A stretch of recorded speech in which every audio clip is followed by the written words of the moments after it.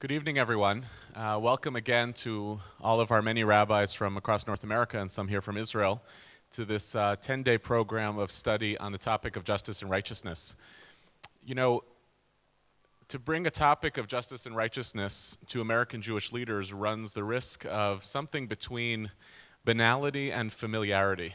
In fact, one of the lay leaders in our program that we finished today said to me, you know, when I heard about this being the topic, I said, do I need to go for another week on Tikkun Olam? And we wanted to cut this off at the pass by confronting right at the outset of this program the ways in which a conversation about justice and righteousness confronts present-day challenging realities of not just Jewish but Israeli life in looking at one of Israel's most pressing social concerns and social problems, namely its relationship to its minorities, and in particular tonight to spend a lot of time talking to leaders from the Arab-Israeli community about Arab-Israeli life here in Israel. I think a lot about how even as Jews and as Zionists, we forget sometimes how dramatically transformative the state of Israel has been to everything that being Jewish means. And this plays out sometimes in conversation around the firsts that the state of Israel has made possible. All the many firsts for the Jewish people that the state of Israel has brought to us in the past 67 years. But as my colleague Ron Yeager spoke about last week, one of these firsts that we don't confront often enough is that the state of Israel has given the Jewish people an opportunity to rule over others and to have ethnic minorities in its own Jewish public space. In the Israeli Declaration of Independence, this tension or this concern is captured quite eloquently and stands before us as a challenge that we must be conscious of and listen to. I'll quote as follows: "The state of Israel will be open for Jewish immigration and for the ingathering of the exiles. It will foster the development of the country for the benefit of all of its inhabitants. It will be based on freedom, justice, and peace as envisaged by the prophets of Israel. It will ensure complete equality of social and political rights to all its inhabitants, irrespective of religion, race, or sex. It will guarantee freedom of religion, conscience, language, education, and culture. It will safeguard the holy places of all religions, and it will be faithful to the principles of the Charter of the United Nations." Right in the outset, this language conveys a commitment to the structures like immigration that ensure Israel's standing as a Jewish state. And at the same time, the state of Israel makes a commitment right at the outset to hold itself accountable to this standard of freedom, justice, and peace as ensured by the prophets in Israel, and manifesting in a vision of complete equality, non-discrimination, and freedoms for all of its inhabitants. And as we talk about a lot here at the Institute, a vibrant democracy is not merely determined or measured by the ability to correlate to the will of the majority, but in how the will of the majority makes space for the needs and rights of the minorities that are therein. So a conversation about justice and righteousness in the present-day state of Israel is anything but banal, but in fact is one of Israel's most pressing concerns in trying to think about how does the state of Israel become and remain the very state that it wants to be. Tonight we're jumping right in, asking these questions based on this benchmark of Israel's own Declaration of Independence. In asking what does justice demand of us in the state of Israel, we ask, how does this demand of justice and righteousness enable the state of Israel to stand up to the central tenet of its character? And how can the state of Israel live up to this vision with increasingly public struggles with religious, ethnic, and other minorities in its midst? Tonight, I'm incredibly honored to be joined by two amazing and eloquent thinkers and activists who I will introduce shortly, but with a special thanks also for being here during Ramadan. First, to my right, far right, Mohammad Darawshe is the Director of Planning, Equality, and Shared Society at Givat Chaviva Educational Center. Between 2005 and 2013, he served as co-director of the Abraham Fund initiatives, previously serving as the elections campaign manager for the Democratic Arab Party and later the United Arab List. He is considered a leading expert on Jewish-Arab relations, has presented papers at the European Parliament, NATO Defense College, the World Economic Forum and Club de Madrid, the U.S. Congress, Herzliya Conference, and Israel's Presidential Conference. He has won the Peacemakers Award from the Catholic Theological Union and the Peace and Security Award of the World Association of NGOs and was the Leadership Fellow at the New Israel Fund. Thank you for being with us tonight, Mohammed. To my immediate right, Shirin Natour Hafi is a member of the board of the Israeli Broadcast Authority. In 2009, Shirin founded the first Arab school in Lod and was principal of the school for 4 years. Shirin also acted as head instructor in a regional Ministry of Education program, assisting students in their preparations for high school matriculation exams. She has performed various roles in the Ort Schools Network, including manager of a regional center for high school graduation examinations, national head instructor for Hebrew literature, head teacher of Hebrew literature for ORT Lod, and a teacher and classroom educator at the Terra Santa School in Ramla. Thank you so much for being here, Shirin. I want to invite you first to share a little bit of your personal background that goes beyond your bio and how you come at your lives and careers in your commitment to creating equality for all of Israel's citizens. So Mohammed, why don't you go first? Erev Tov. The greeting we have for this month is Ramadan Kareem. And Ramadan Kareem means Ramadan is generous. So it's the month of generosity, the month of openness, the month of inviting people to break fast with them. So I'm sorry you're not in my house to invite you all to break fast with me, but I was honored to break fast with some of you in the tent a few minutes ago. I come from a village called Iksal. Iksal is mentioned in the Old Testament in Joshua 19:12. It's mentioned as Kisloth Tabor, which means in Aramaic, the foothills of Mount Tabor. My family has lived there I'm 27th generation, my kids are 28th generation, somewhere between 700 to 800 years that we've been living there. We can trace the family background to about 1400 years ago when we moved from a town called Taima, which is north of Saudi Arabia, to Jordan and then to this part of the world. It's relatively one of the oldest families with clear track record of being here. So we have a little bit of history of being indigenous population of this land. My family, I live about 10 feet away from my parents' house. Despite the fact I did the tour around the world, and then when I decided to make a family, I decided to make it right where I was raised as a family member. I have 4 children. I went to Muslim elementary school, Catholic high school, Hebrew university. Everyone tried to shout at me.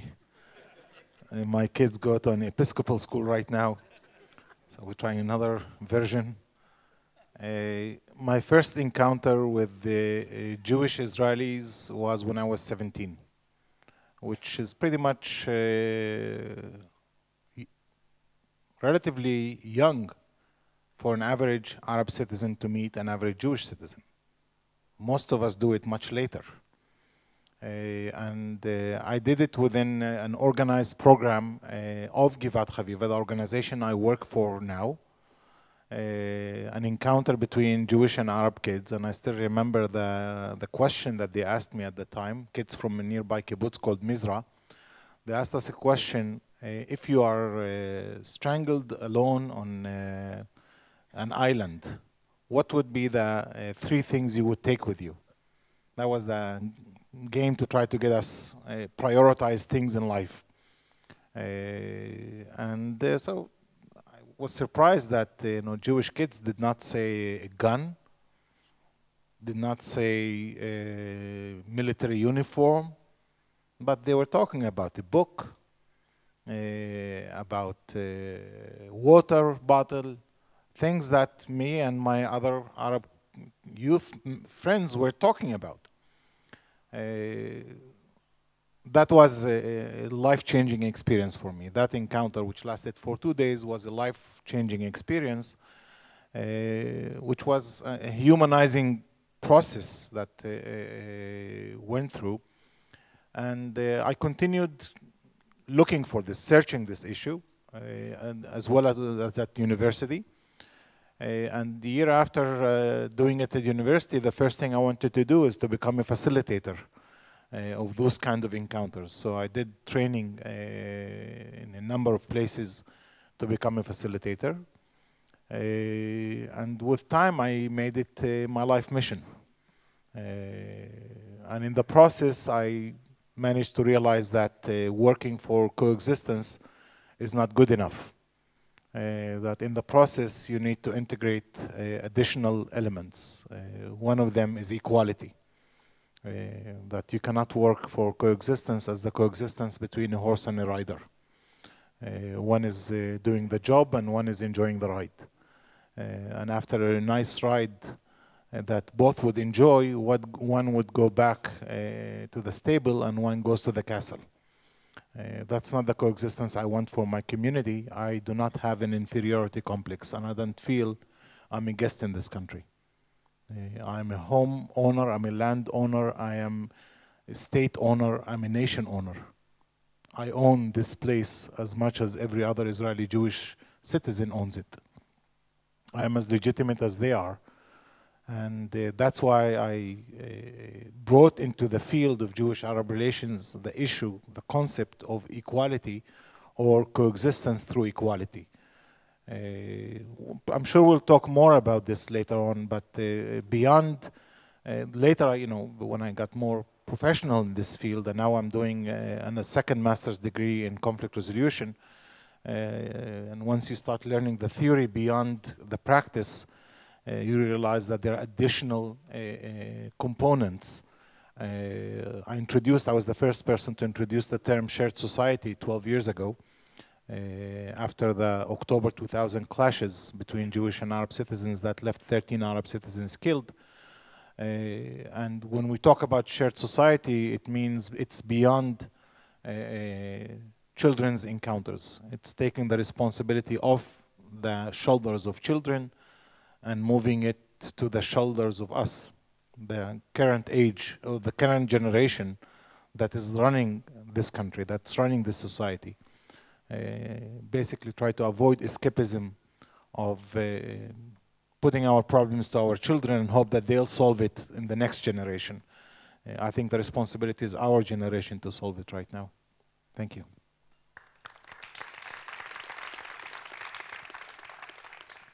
Okay. So my life is typical. I went to a Catholic school, and then I went to a Jewish high school. Then I went to learn Hebrew literature in Bar Ilan University as an Arab and a Muslim. It was amazing for me. Then I used to be a Hebrew literature in a Jewish school for 14 years. I taught new immigrants about this land and about the country and the history of the Jewish people. So this is what was my duty for 14 years, to teach them about the relationship between the Jewish people and their land. So it was really strange for me. How can I talk about these issues? But it was an amazing period of time for me to teach and to educate Jewish young people as an Arab, Muslim, Palestinian, Israeli young woman. So this is my typical life. It's not easy to be a woman. It's not easy to be a Muslim one. It's not easy to be a Muslim one in this country. And it's not easy to choose to be a principal in Lod, the city which I am coming from. It was a strange idea when I came and said I want to be a principal for the first time in the history of Lod. Lod is a city who Arabs and Jews are living together. It's near airport city, Ben Gurion Airport. You know, we have the city of Lod. We have Arabs and Jews. It's a very unique city, a very complicated one. Lod is like the situation of Israel all. We have a lot of problems between Arabs and Jews with any subject that you want to talk about. And I chose to be a principal in 2009. My community didn't like the idea, unfortunately, because they thought that this is not what women should do. It's not something that women can do. And we had only 100 students in school with no building. I can tell you that today we have about 1,000 students in one of the most beautiful buildings in Israel. And what I'm trying to say that you can do coexistence without existence. You first have to, this is our duty, to give these young people good existence, to be proud about themselves, to have self-confidence as people who have rights. And then when they would be proud about themselves, other people will be able to have connection with them. This is my education idea that I'm trying to do with my students. I have half of them girls and half of them boys. Something that I think the Jewish people don't know, but Arabs are not the same, you know. He is from Ixal, I'm from Lod. We are both Arabs, we are both Palestinians, we both live in Israel, but we are not the same. We should not be the same. Exactly like the Jewish people. You have the variety, we have also the variety, and we don't anyone to think about us as the same and as a problem. We are not problem. We are the big part of the solution for this country. We are not the problem of this country. So when I think that what I learned in the Jewish school was something that made me what I'm today. I learned about two ethods in the Jewish history. The Zionist one, which said that it was a desert with no nation, and Jewish people came and took this land after thousands of years with no land. And I went home to my father and told him, why did we run away? Why didn't we struggle? Why? So he didn't speak with me about this, but this is one of the ethods that, you know, the Israeli people are living and educated about this. This is our land in their idea. And the other ethos is about the Jewish one, that the Jewish people are the best nation, that God chose them. When you are living in this idea that we are the best nation, that God really chose us, I'm trying to find myself in the two ideas. I can't do it. So if the Israeli people want me to be part of the Israeli community, part of the Israeli society and the Jewish society has to decide where I am in this, you know, ethos of the Jewish people. And I really agree what he is talking about, that we are not visitors in this land.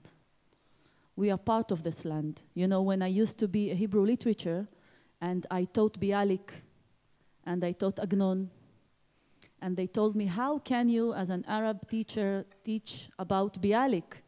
And I told him that someone who is in Yarmouk, and he wants to come to here, it's the exactly idea what Bialik is talking about, how to come to Israel and to see the land. It's exactly what I think that most of my nation think and want to do. So if we can really see the similar things between our two nations, our two religions, this would be the key. I believe that most of the people think that religion is the big problem of our society. I think that this is the solution of the society. I really use, as an educator, the Islam in my daily work, because I think that is the most beautiful and justest religion in the world. And my life and my biography, my name is Shirin Natour Hafi.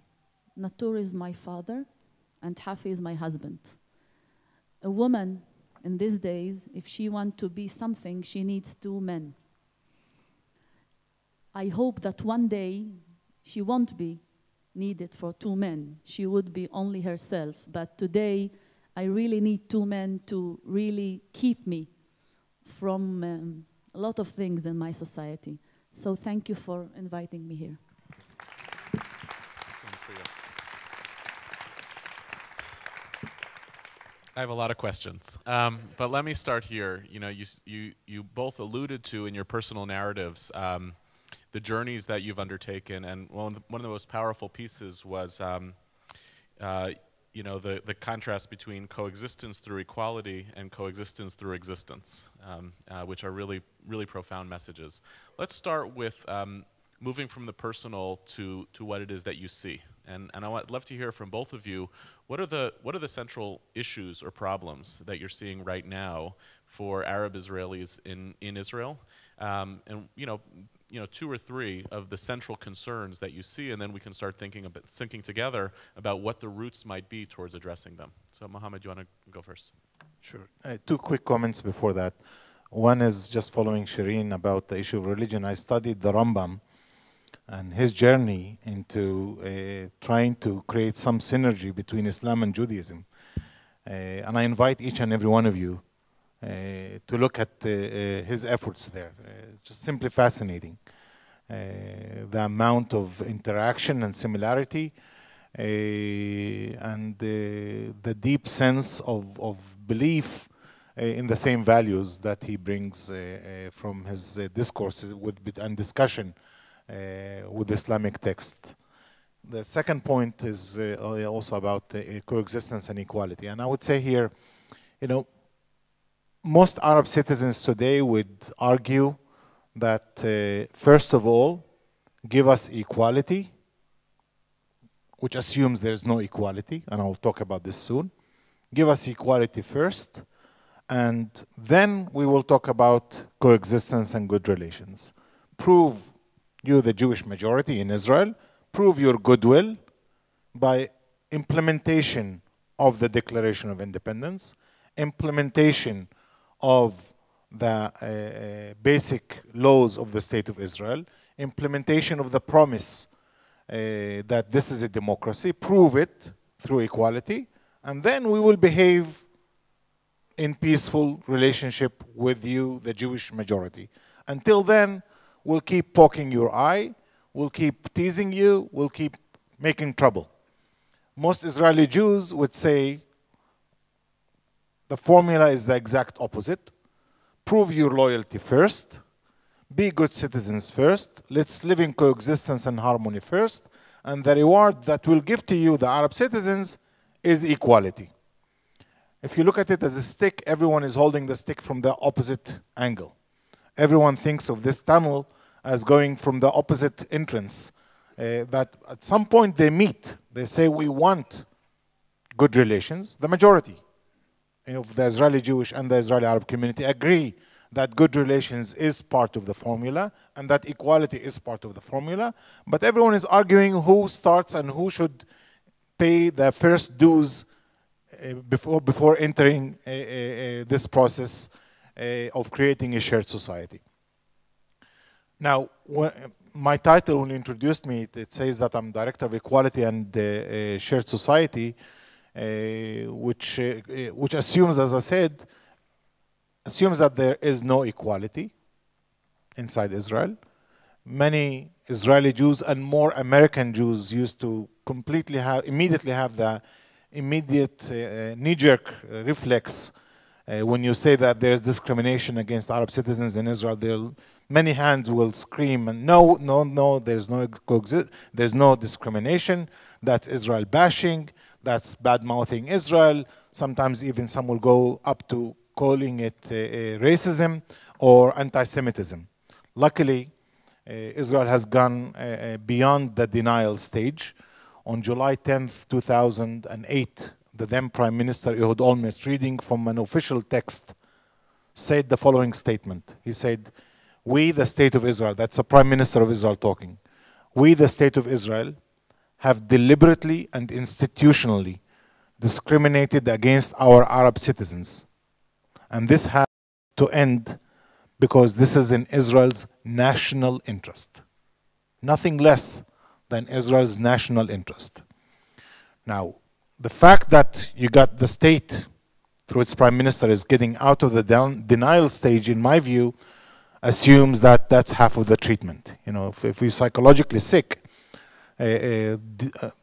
recognizing that you're sick is already halfway through your treatment, because then you understand that it's your responsibility to be engaged in the treatment afterwards. Later on, other people, such as our current president, Reuven Rivlin, even took it a few steps further, and he said that one of our key diseases in Israel that has developed over the years is racism, is high rate of racism. 68% of Jewish high school kids will not accept an Arab family to live in the same apartment building with them. Now, you can look at it as racism, or you can look at it as polarization between the two communities, or you can look at it as ignorance or whatever, or fear, because many would view the Arab citizens as either a security threat or a political problem, and not necessarily as a human issue. Just talking about education, in one of the projects I started in 2005, it's a project called Ya Salam, through the Abraham Fund, and it was placing Arab teachers in Jewish schools to teach Arabic language and culture. So when you take the same index, which Professor Ephraim Ya'ar does at Tel Aviv University, he calls it the racism index. You ask the same questions. How many of you are willing to have an Arab family in the same apartment building? You ask the same questions to the Jewish general public. The rate of racism is 68%. 68% negative stereotypes against Arabs. You take the same questions and you ask them to Jewish kids with an Arab teacher, the rate drops to below 10%, which says that racism is a disease that can be cured. By the way, the same issue is in Arab schools. The rates there are about 52% racism rate. In September last year, I started the project where I started sending Jewish teachers in Arab schools, and the program is going to expand dramatically next year.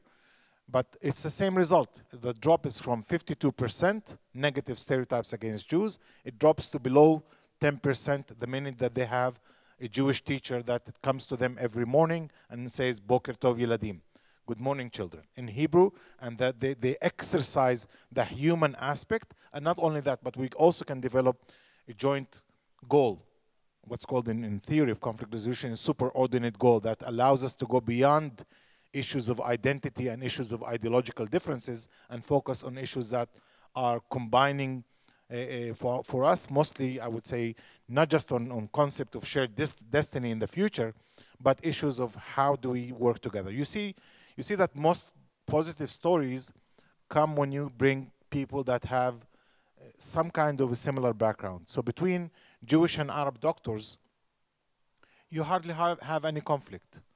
Between Jewish and Arab social workers, you hardly have any conflict. Between Jewish and Arab construction workers, you hardly have any conflict. The conflict is when you talk about the politics of identity and the politics of ideology, and not about the day-to-day instrumental life. You know, we've been lucky till now in Jewish-Arab relations that we haven't crossed the line that was crossed, for example, in Northern Ireland, where it became community-to-community battle, leaving thousands of people dead in the streets. Thousands. And if you almost 4,000 people killed in a period of 15 years out of population of 1.2 million, 1.3 million. If you take it to our numbers here, you're talking about possibly tens of thousands that could pay that price in a bloody discourse. We've been lucky that our debate has been mostly civilized. Yes, there have been few casualties, in tens of Arab citizens that were killed, many less Jewish citizens that were killed by Arab citizens. It's a drop in the bucket, I'm sorry to say it. I mean, every life is a world of itself.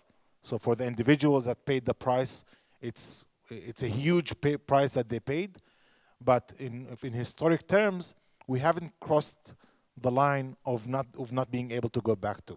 But we're still suffering from, you know, if we diagnose the problem, we still have a problem of high level of discrimination, high level of polarization, almost 90% segregation. 90% of Arab citizens live in separate Arab towns. 97% segregation in the educational system. So even in the mixed cities, there is segregation of Jewish and Arab schools, which I think is the mother of all sins. Whoever created the segregated educational system in 1948, I think should go to court now. I mean, maybe it's too late, but I'm sure it's too late.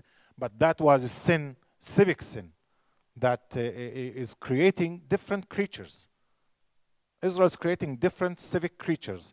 One who's an Arab nationalist, another who's a Jewish nationalist, a third who's a Haredi, ultra-religious person, a fourth, God knows what. We're not in the business of creating a shared society. We're in the business of creating a polarized society. Just to give you a little bit, a couple of words about discrimination, and I want to talk from the perspective of a father. I don't want to talk from a perspective of a political scientist or political activist in the field.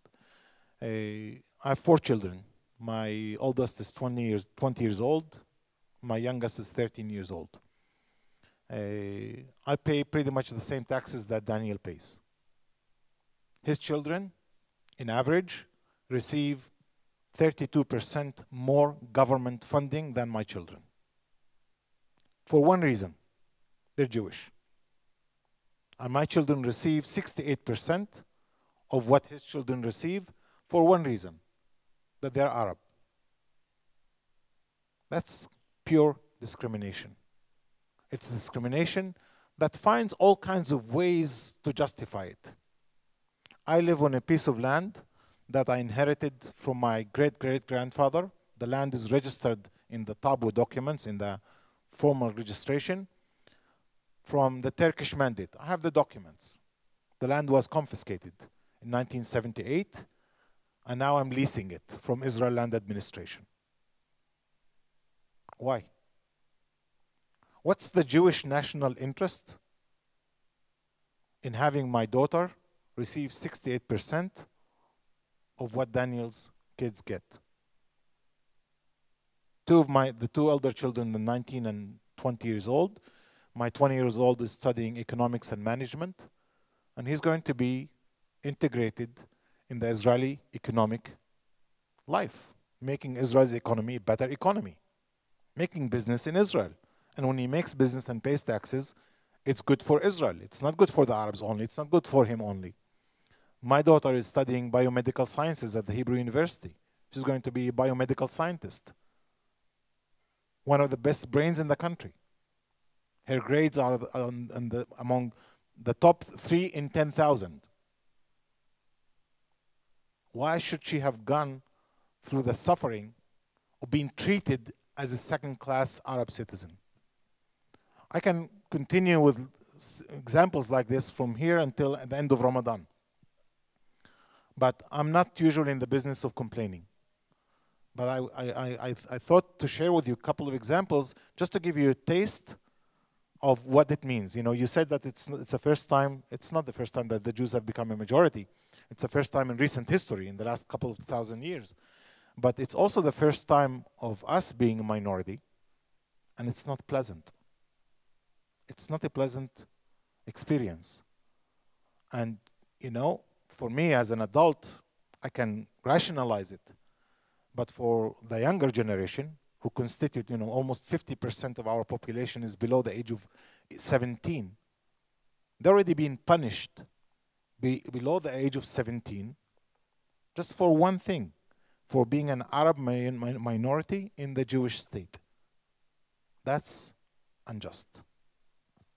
Shirin, can you talk a little bit about what you see, especially in the context of some of the educational system that Mohammad was referring before, of especially as an individual who has crossed the boundary in some respects by being able to be a Hebrew literature teacher in this system. How does this play out in terms of your experience in the context of the educational system, and what are the particular challenges that you see that remain? First, I can't talk like Muhammad because I'm a principal of about 1,000 students, and my duty is give them hope. Hope that one day they can become whatever they want, It doesn't mean if you are from Lod, if you are Arab or Jews, or maybe I inside believe what he is talking about, but I don't talk about like this to my students because I think that it's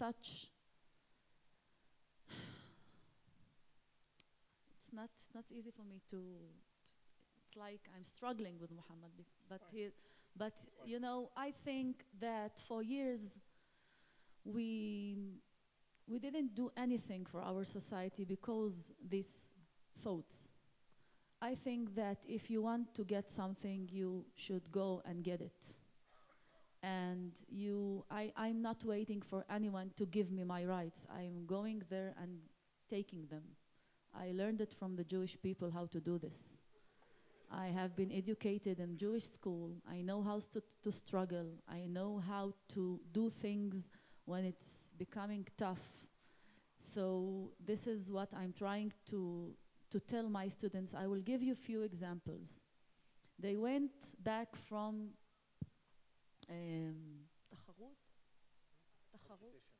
competition. And one of my students, he was in the 10th grade, he said, because we are Arabs, we didn't get the first, prize. I told him, if you're not my students from this day, because you weren't good enough, you didn't get the first prize. It doesn't matter if you're Arab or not Arab. This is what I think we should give to the new young people. I don't think that if we will always talk about discrimination and racism, it will be changed something. When we will change the behavior and the way we are thinking about ourselves, the racism will change. Another story, when I was a teacher, a Hebrew literature teacher in the Jewish school, they didn't know that I am not a Jewish because I didn't think that it is really important to say. And after 1 month, one of my students get into the class and he said, Shirin, you know what is the amazing thing that I heard? I told him, what? There are Arabs in our school. They told me that one of our teacher is an Arab one. I don't want her here. She should go to Gaza or the West Bank. She can't be my teacher. And he really liked me. And I told him, you know, David, this is me. Stop talking about yourself like this. You are not. And when I told him that I am really the Arab teacher in the school, so what he thought, all the racism, all the things that he thought that Arabs are like, it's changed the way he is thinking about Arabs because he met me. So if you want to struggle discrimination and racism, it's also the duty of see myself, what I am doing. I can't change the Jewish people. I want to, I really want to, but I think that they are living in some of the ideas that I can change. I have to change my society. I have to change my, for years, our fathers told us, don't make noise. You are a minority. Go to school, learn, work, come home. Don't make noise. Because we are the minority in this land. But the new generation saw that they did the best and the Israeli society doesn't really accept us. And this is a dangerous days we are here now. Because the young people are telling themselves, okay, the Israeli society doesn't want us, we don't want the Israeli society. So if you don't want us, and I think that I agree with him, when you have a relationship with someone like my husband, I really like him, but I know that he won't be changed 100%. I accept him I love him, and I accept his mother, okay, his mother, so it's not easy, but I accept him. So the Jewish people want us to be changed, then they will accept us. This is us. This is our history. This is what we are. This is our language. This is our culture. We won't be Jewish. Accept us as we us. You know, I don't be something else to accept me. I think that if we will talk and believe and do what I'm trying to do with my students, maybe also the racism will be changed. Only on behavior and activities, not in talking about racism and description, you know.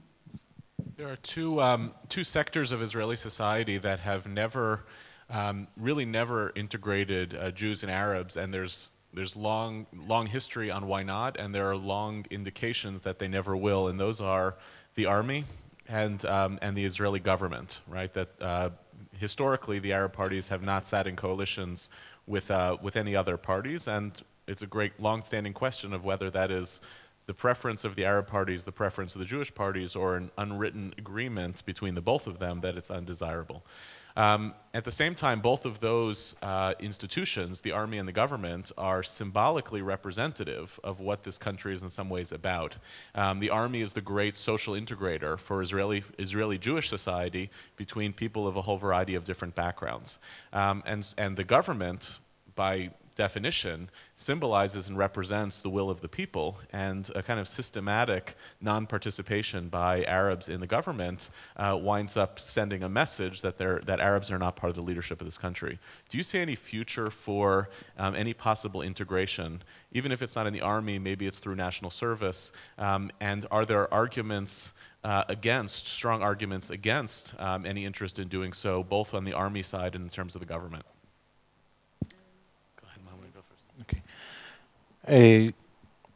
Again, 2 comments before I get to that. I'm used that also always men have comments about what I'm talking about. No, it's comments. It's comments about your comments about my comments. Also, I'm used to. I'm a man, what can I say? Guilty as charged.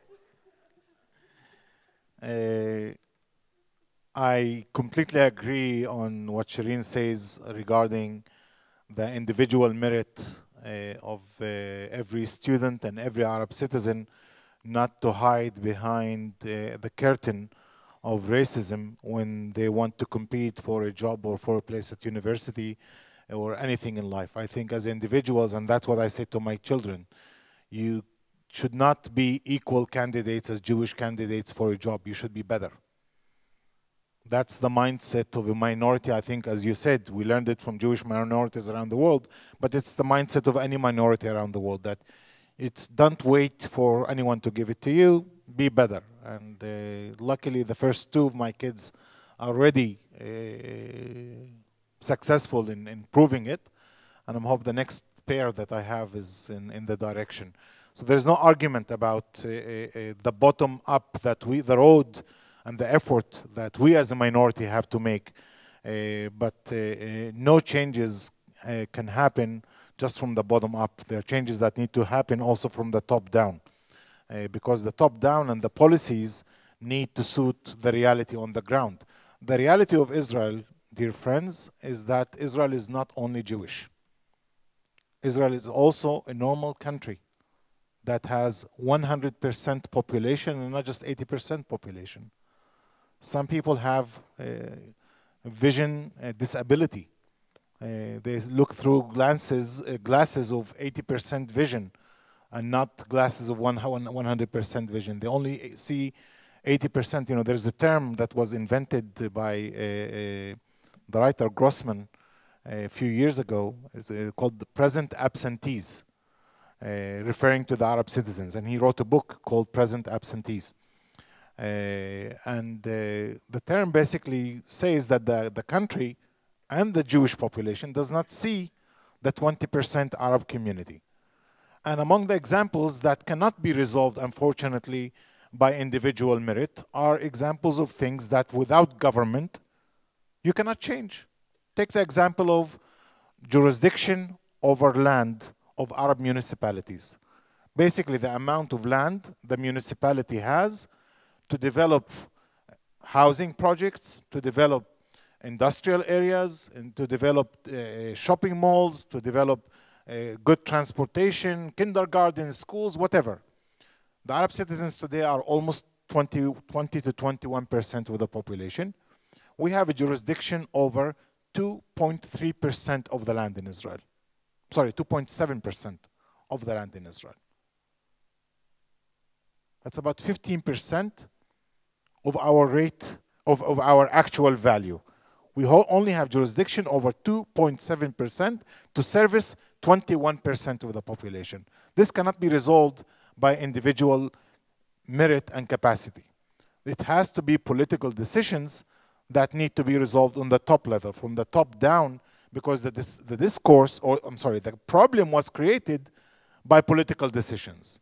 It was created as a result, one, either institutional discrimination that was done in the past, decisions to confiscate land and reduce the jurisdiction of Arab towns. I'll give you an example of my town. Before 1948, the jurisdiction of the land of my village, Iksal, was almost 15,000 square dunams. Today, it's 5,700 square dunams. It's reduced, and the land was turned to the jurisdiction of the nearby regional council called Emek Israel Regional Council, which doesn't have anything in the land that was confiscated from us other than preventing our town from being able to develop. So I'm not here just to count problems. I'm here to identify the problems so I can identify the solutions. So one of the proposals that we presented to Jezreel Valley Council at the time is, let's develop a joint industrial zone on the same lands that were confiscated that they're not using. And that's what happened.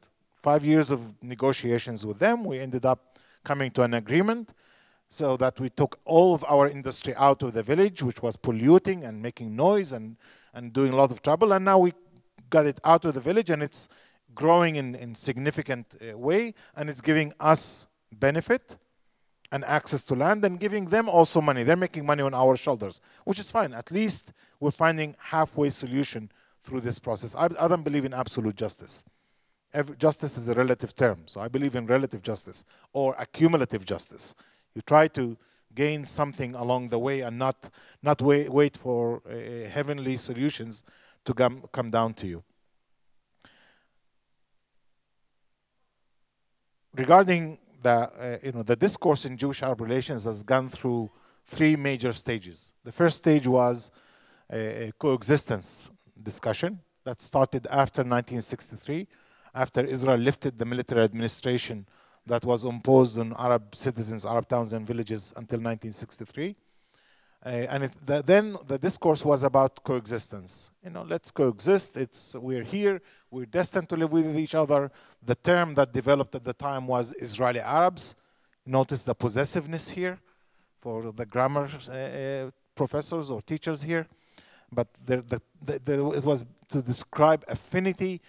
Other terms that were used, Arabiye Eretz Israel, the Arabs of the land of Israel. How poetic, how symbolic, biblical. So suddenly, we're not talking about a land without a people, but a land that had Arabiye Eretz Israel, even Judaizing the identity of the Arab citizens, using biblical terminology for that. But that was the poetic period, which lasted until mid-70s. And in mid-70s, the discourse started about equality and integration. And today, the concept that is developing is power sharing. And basically, that's political equality. So it's not just political equality in social economic services. It's not just equality in the budget or land appropriation or things like that. It's equality on sitting on the board of directors of the company called the State of Israel. I don't just want to be equal buyer of services from this country. I don't want just to be equal in getting the products, which are the services of the country, on equal basis. As an equal citizen, I want to be a decision maker on issues of health, gas, as we have on our table today, economy, education. And it's not just about my own education, it's also about the education of the Jewish children. And it's not just civics education, but about what do they study in math and English and physics. It's not just about how I educate my Arab kids, how I educate Jewish kids. I want to be a partner. I want to be a whole 100% Israeli citizen, which means to talk also about rights and duties, military service, and if not possible, alternative service. Yes. The question is, when are these things due? I mean, there are certain things that you can expect from a citizen, and there are certain things that citizens cannot deliver. So you can do one of two things. Either give an exemption, as you do sometimes. You know, every citizen has to pay taxes, but they pay taxes if they make income. If you do not make income, you do not pay taxes. So you can give an exemption. Every citizen has to serve in the military. If they have a physical disability or mental disability, then they do not do military service. But I would say if you have an ethnic disability of doing military service, then you have to think about something else. We have a political disability of serving in the military today that is fighting against our people. It is a disability, I agree. It's my duty to serve my country, yes. But it's a duty I cannot fulfill right now. So the road is, how do you find an alternative process? It's not exemption, which, by the way, the state did give the Arab citizens an exemption. It was decision to exempt the Arab citizens from military service. Maybe it was a wrong decision at the time, 1952. But assume we want to exercise that decision or correct it today, it needs to be corrected with the proper context. You know, my wife is from East Jerusalem. She has 3 sisters that live in the West Bank, 2 in Ramallah and 1 in Bethlehem. I'm not going to send my kids to fight there. I'm not going to send my kids to exercise occupation against their cousins. I can't do it. That's a disability, I'm admitting. That's a disability of me, not just as an individual, but as a collective Arab citizen. Does that mean that's the end of my civic participation in the country? No. There are other, you know, many people talk about the social economic floor. That's where 90% of the discourse in Jewish-Arab relations, and 10% is in the political identity of the state, Jewish and democratic. I say, what about the middle floor? We can create the middle floor. We cannot agree on the Jewish and democratic balance yet. Maybe because we cannot define yet what is Jewish, and maybe because we cannot define yet what's democratic. And then what's the relationship between Jewish and democratic? It still may be premature to make decisions on these issues. Many say Israel is a young democracy. I'm not so sure. Israel is 67 years old. That's when you go to pension in Israel. You know, you can't continue behaving as a country as if you're a teenager. You can't excuse yourself of being a young democracy for not resolving these issues. But anyhow, and I have patience. I've learned in my life to have patience. But in the process of patience, you need to improve your capacity tomorrow to come closer to a solution than where you are today. Not to wake up the next morning with the same ingredients of the problem that you had the day before. That's why we need to work for equality. That's why we need to work for coexistence. That's why we need to work for empowerment. That's why we need to change the political discourse, change the successful stories. You know, and I will end with one small story. 10 years ago, I had a meeting with the top leadership of the Technion. That's Israel's version of MIT. The percentage of Arab students then was 3%. And the argument was that there is not enough intellect in the Arab community that is suitable for the Technion. The Technion is very challenging intellectually. The Arab kids have cultural deficit, whatever, or educational deficit that cannot be bridged. 2 programs I was involved in were done in the Technion. One is providing a mentor for Arab students in their first year, which reduced the dropout rate from 50% in the first year to less than 5%. The second program was a foundation year, 1 year pre-college, given to 60 Arab kids before the Technion, trying to close the gap between what they get in Arab educational system and what's required, or what's given to Jewish educational system, what's given to Daniel's kids. And that 60 kids that go after, they qualify to get to the Technion, and 10 years later, Can you guess how many students, what's the percentage of Arab students at the Technion today? It's 22%. 10 years later, suddenly there's no intellectual deficit among Arab children. We don't have an intellectual deficit. We have knowledge deficit that was created as a result of systematic problems. And those problems would not have been resolved first before identifying them. You need to identify you need to call the boy with its name. You need to identify the problem, and then you can apply the proper solutions. Successes, we can create a lot of successes. But you need to be able sometimes to zoom out beyond the individual issues and look at the collective systematic issues. Shirin, can you speak to this question as well of Army and National Service from the perspective even of educating students into a system that, as you said before, they need to embrace what it is that they're going to try to fix and change in a system in which that might not be possible? First, I think that a normal society can be based on army.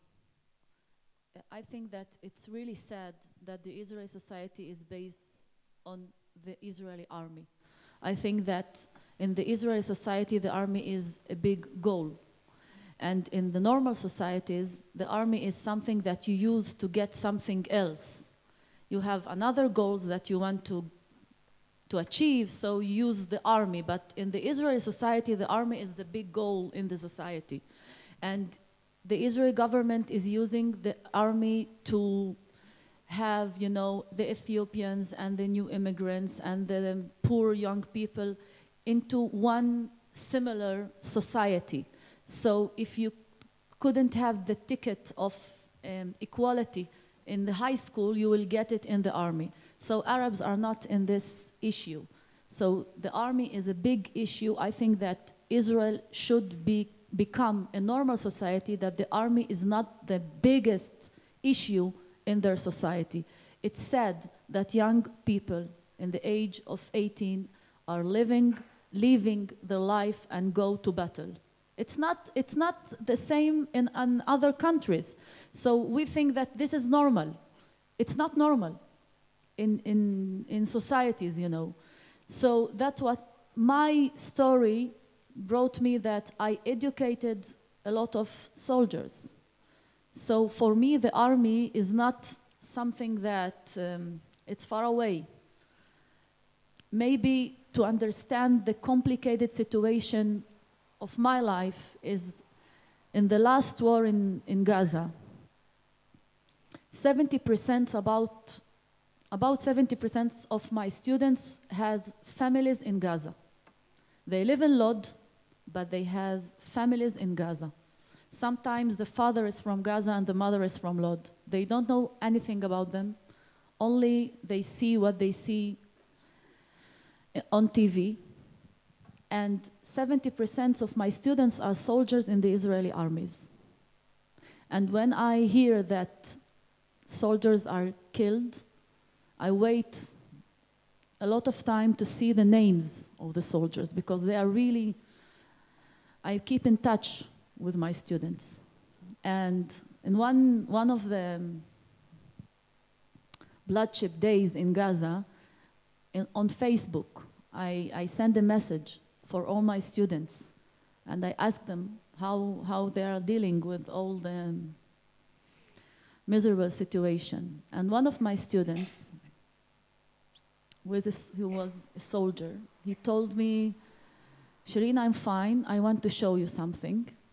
And then he took out a little note that I gave him in the 11th grade as his teacher. And I wrote him "Behatzlacha." And he is keeping it in his pocket.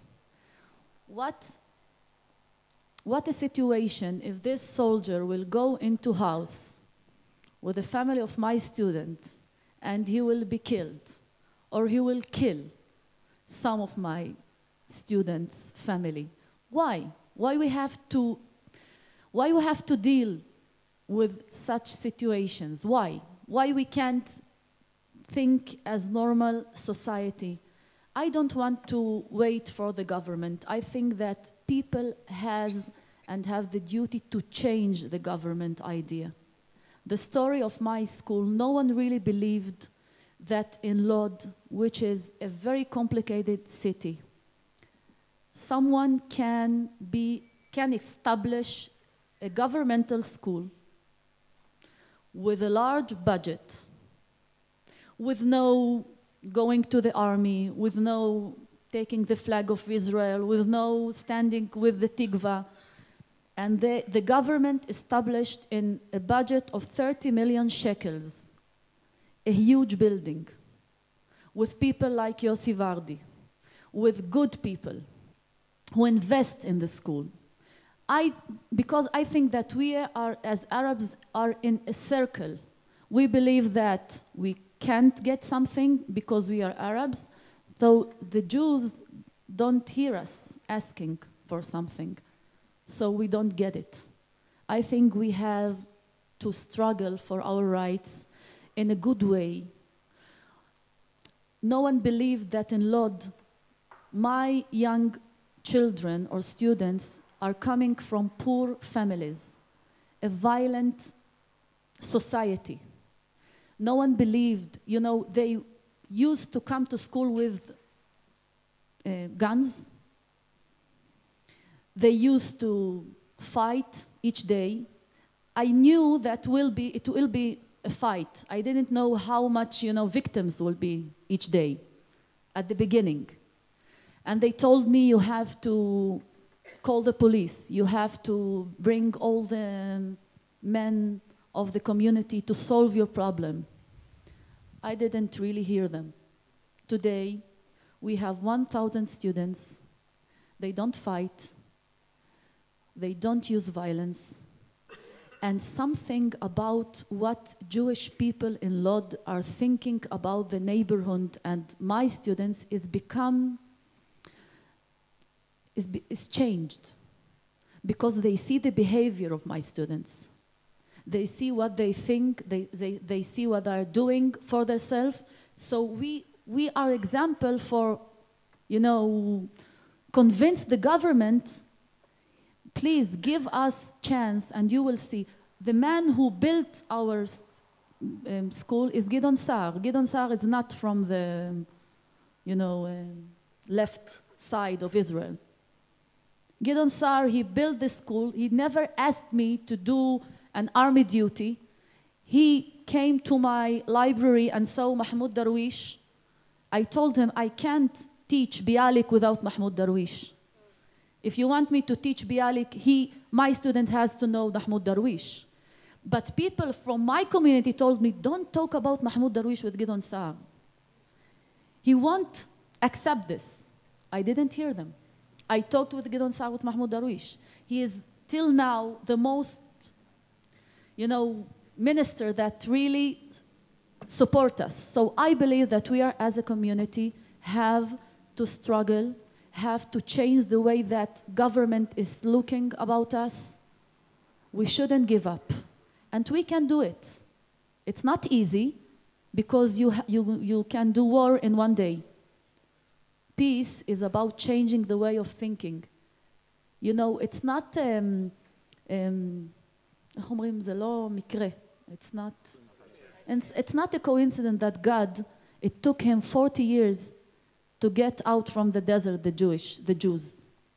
He could do it in 40 years, in 40 minutes. But I think that 40 years is the period of time to change, to be, you know, to do enough changing in the society to do something. So we have to learn from this example. Okay, I'd like to open up to a few questions from the audience. Yes, sir. I want to thank you for what you're saying, and I want to ask this question very carefully so you won't misunderstand it. Since I've been here the last week, what do I read on the front page of the Israeli papers about Arabs in Israel? Oh, what do I read about the front page? What do I read in the front page of the Israeli papers about Arabs in Israel? I read about the flotilla, al-Mashat, and I know how difficult a situation that is on all sides. and I try to look at it from all sides. So the question I'm asking you is, how do you deal with that complicated issue of an Israeli member of Knesset who is a member of the Arab list, who was on one of the ships of the flotilla, and the feelings that that has created all around? How do you deal with that when you talk within your various Arab communities and when you talk with the Jewish communities? Okay. Let me ask you something. You from? I'm from America, from the United States. Where in America? From Minnesota. Okay. If you will hear that in other side of America, Right. okay, there is a problem with the Jewish community. Right. And there is a ship.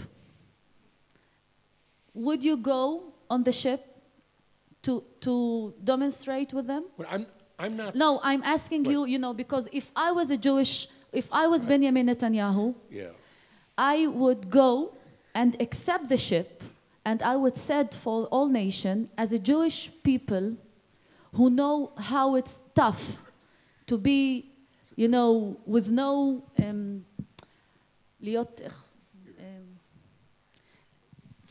because of our history, I welcome you. Come. I really welcome you. That's what I'm accepting from the leadership of Israel. Why you always fall, you know, in the hole that the world is getting you? Why you don't think in another way? This ship is for helping the people of Gaza. It's not with an army, it's not with soldiers. It's a humanity, you know. Why can't you come and say, okay, I agree. I will come with you to Gaza. You know, that's the way you can struggle people who want you to be the enemy. When you can change the way of thinking. So, you know, our society is really, it's not the same. He thinks what he thinks. I really appreciate what he's thinking. I think what I think. But you have to know that we have a lot of leaderships. I never agree with all my leaderships, but I accept them. We have to know that I don't have to agree with you, but I shouldn't hate you. Today, unfortunately, we are beginning to hate each other. It's dangerous. I can be in another side of thinking, but I don't hate you. So that's what I'm thinking about this ship and the Jew. We are not Bogdim, betrayer, because we are on the ship, okay? It's not this idea. It's really a humanity thing. So why can't you be a part of this? You know, the problem is the Israeli nation is always thinking that it's a small country. We are, you know, one day we wouldn't want to be here. We have to struggle about, but you know, it's not a small country anyway. You can be more להירגע קצת. Calm down. You know, the situation is when you're not calming down, your self-confidence is, you know, it's not the same. Calm down. It's okay. It's really okay. That's what I think. I'm talking with my students about everything. For years, they thought that a principal, an Arab one, in this country can't talk and shouldn't talk. I can't be quiet. If I want to educate, I have to talk. I have to learn them what's the right and what is not right. Thank you. Yeah, I'll add a couple of points. You know, 97% of the articles in Hebrew press published around the Arab community are negative press. So the Hebrew press does not know the non-political issues of the Arab community. They do not report about a new play by or a new dance troupe in Nazareth. That was never a story. That maybe was the story in the Arab community yesterday. It's not the story that the Hebrew press takes, 21% are absent in social economic terms. They do not talk about an Arab poor family. They do not bring profile of an Arab woman that is raising 2 kids on her own when they talk about the housing issues. They talk only about Jewish women. They do not talk about the young woman that graduated last week from the Technion as the top of the class of the medical school, who is an Arab woman with 3 children. And she still graduated as top of the Technion class with 3 children from the medical school. These are not stories in the Hebrew press. They're stories in the Arabic press. So you see the filter, and the filter that comes through the Hebrew press or the Jewish Hebrew press, you know, the Jerusalem Post or other stories like that, is about the problematic Arab, either security or political, or often also criminal. You know, a lot of the crime is highly reported. If the criminal is Arab, you will sure know in the article it will be reported he's an Arab. If he's not an Arab, they will not tell you he's Jewish. They'll not say he's Ashkenazi or Mizrahi or Yemenite or God knows what. They will not tell you this story. But if he's an Arab, they'll tell you he's an Arab from the north or an Arab from the triangle or from Lud or something like that. When it's trouble, yes, we're clear and obvious. Now, specifically to your question, we differ in our perspective than the rest of the Jewish community regarding the West Bank and Gaza. We think that the Palestinian demand for statehood is a just demand, and that it's our duty to support and assist in every legal way possible. And the issue of the flotilla, many people differ in how Israelis translate legal. Because according to the international law, some would say it's legal for these people to come and break the curfew that's imposed on Gaza. Forget the legal issues. We feel we have a duty to assist, as I said, in every way possible to assist the Palestinians in forming their statehood, in ending occupation, in reaching their freedom. But we also created some kind of a firewall. We support politically, we support maybe financially, we provide health issues, health care, food, almost every Friday after the prayer. Few trucks will go around the village, they'll collect used clothes, they will collect food, and it's shipped to Jenin, and it's shipped to Ramallah, and it's shipped to Hebron and to Gaza. And we're very proud of taking this role. But the firewall that we created for ourselves is that we do not engage in violent actions inside Israel to bring about that goal that we have, which distincts us than the rest of the other Israelis. Most Israelis are not engaged in actions to end occupation. For us, it's dual interest. One, our interest in helping our people, which is maybe similar to your interest in helping Israel. As a Jew that wants to help the nation state of the Jewish people, I want to help the nation state of the Palestinian people. But the second interest is we have an interest in ending the conflict between Israel and the Palestinian people. We have an interest in doing that. And it is self-interest. Self-interest of us as a minority, an Arab Palestinian minority living in Israel. I do not want my state to continue to be at war with my people. So any act that moves us in the direction of a resolution, whether it is through negotiations, whether it's imposed, I don't care. This problem is causing severe, the Israeli-Palestinian conflict is causing severe negative impact on our status as citizens. It is used as the excuse to discriminate in budget for my 13-year-old daughter, because it's seen as the enemy. It's seen as an extension of the enemy. She's not seen as a civil rights issue in Israel. So I probably would not have joined this specific flotilla issue. I probably would have chosen less eye-poking strategies, personally. This is an eye-poking strategy.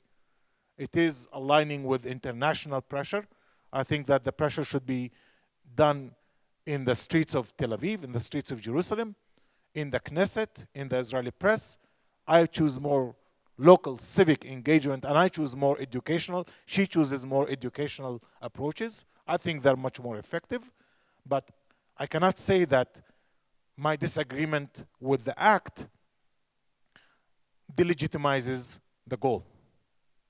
The goal of ending occupation is an interest for the Palestinian people. It's an interest for us as a minority, and it's an interest for the Jewish people in Israel also, and the Jewish people outside Israel. I think it's about time for Israel and for the Jewish people to end this war. I'm not sure, I will not, but the massive majority of the Jews and in Israel and the massive majority of the Arabs and the Palestinians in the West Bank know more or less how this is going to end. It's probably going to end by two-state agreement, more or less around 1967 borders, with some corrections here and there.